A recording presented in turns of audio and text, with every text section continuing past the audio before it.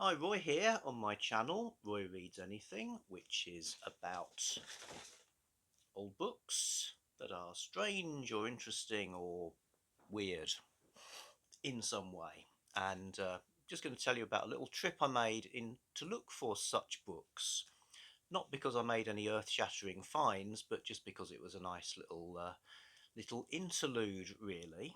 So I might even have some video footage to move this in a slightly vlog-like direction. So I'd heard tell that a National Trust property quite near us, probably about 10 miles away, that this place had a second-hand bookshop, and somebody said it was quite good. So thought, yeah, got to go there.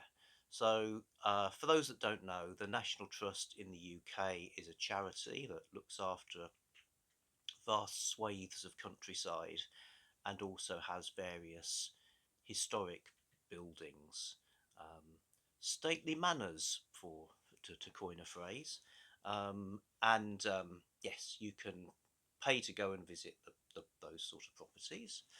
And shortly after I retired, or around that time, did two things. One was buy a ticket for Rebellion Punk Festival in Blackpool, and the other was take lifetime memberships for the National Trust, which means we can go there for free, and they treat us like gods. That's not true. I think you might get like a free mince pie at Christmas or something. Anyway, yes, so National Trust Place, and decided to go on the train. So just a couple of stops on the train, quite sunny day. Walk along a canal. Here's where the video footage will hopefully appear. Walk along a canal, which was great. It was like stepping through a portal into a civilized sort of tableau. There were people fishing. Somebody went past on a bicycle, complimented me on my backpack, which was nice. Um, and did this short walk to arrive at the place, which you can get to on foot. I did wonder whether that was sort of a legitimate way to arrive, because most things are designed for people in cars. Um, I did once go to stay at a service station overnight, which was just on the map. It looked like an island with no pedestrian way to get there at all. Like some kind of J.G. Ballard thing. So I decided I would get there on foot, which involved hiking across the edge of a muddy field, away from any legitimate footpaths, and clambering through a hedge so I could arrive at this place, because one does not simply walk into Frankley Services southbound. Um, anyway, this was more straightforward. Went in the gate like a regular human being, and found the book place, which actually was the same bit of the booking in area.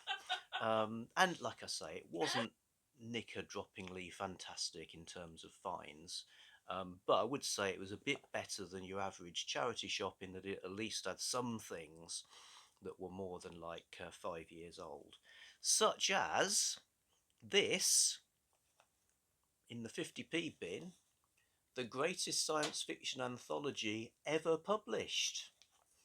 That's what the blurb says. This cost 30p in 1974. It's an anthology called The Future Makers, edited by Peter Haining, who must have edited well over 100 anthologies. He's like an anthology guy. I gather this came out in 1968. This was a 1974 paperback reprint. The greatest science fiction anthology ever published. Masters of SF. Masters, and masters they are. Brian Aldiss, Isaac Asimov, Ray Bradbury, Arthur C. Clarke, Robert Heinlein, Murray Leinster, or is it Leinster? Robert Sheckley, Theodore Sturgeon. Science fiction masterpieces. So it's a classic. This was when only men could write science fiction, obviously. Although reading the introduction, the actual editorial theme isn't quite just to have the greatest anthology ever published. It is, today we take the brilliance of these 8 men almost for granted. We wait eagerly for each new story or novel, confident in the knowledge that it will be at least as good, if not better, than previous works.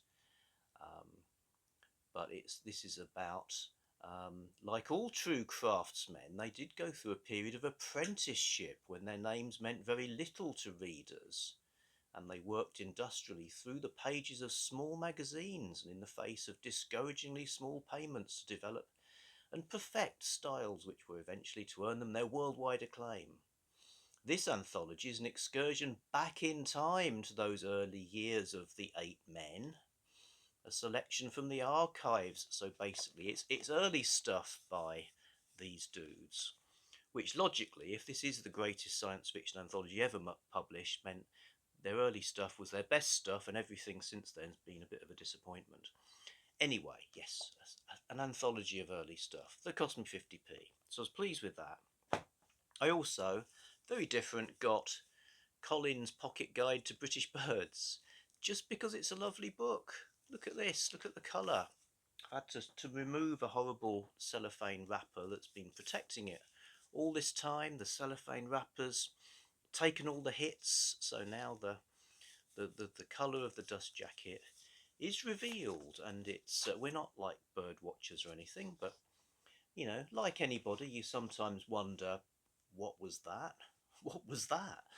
And having a bird analysis book, an identification book, is a cool thing. This is a good one because you get families of birds, all these colour pictures.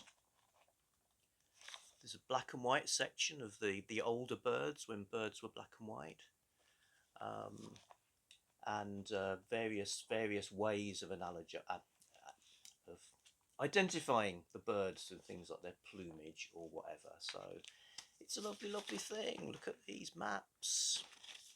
Look at everything about it. So this will replace a slightly less charming bird book that will be by our window, so we can pass the tits, as it were.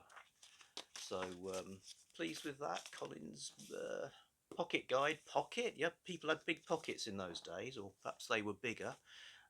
Pocket Guide to British Birds. Very good. And finally, I got some Nancy Drew books. So my whole haul cost me a fiver. Nancy Drew paperbacks. Nancy Drew. If I was being a bit unpatriotic here, they had Enid Blyton books too, but I plumped for Nancy Drew because I'm more familiar already with the Secret Seven and the Famous Five than I am with American Nancy Drew or her compadres and sometimes co-detectives, the Hardy Boys. So as part of my ongoing education, pick this up. It's not that old Armada book. There is a mystery in it though. In this section, this Armada book belongs to, provided so you could write your little name into it as the owner, has been covered up with some kind of professional counter-espionage level redacting roller that actually repeats the word confidential like a million times and renders the names invisible so that even Nancy Drew herself would struggle to see who this book once belonged to. So not sure why. It just seems so over specified as a sort of name eliminator, like the person who owned it is in witness protection or something. Anyway, yes, one day, why would I, a grown man, buy a teenage detective book? Well, partly it's mood reading. One day I might wake up and want to read Nancy Drew. Also, I was thinking about this as the books mount up, and a lot of them don't actually get read. Is that any madder than, say, I know people who go fishing, like angling, spend hundreds of pounds on the equipment, loads of time and trouble going to the places, doing the fishing, catching the fish.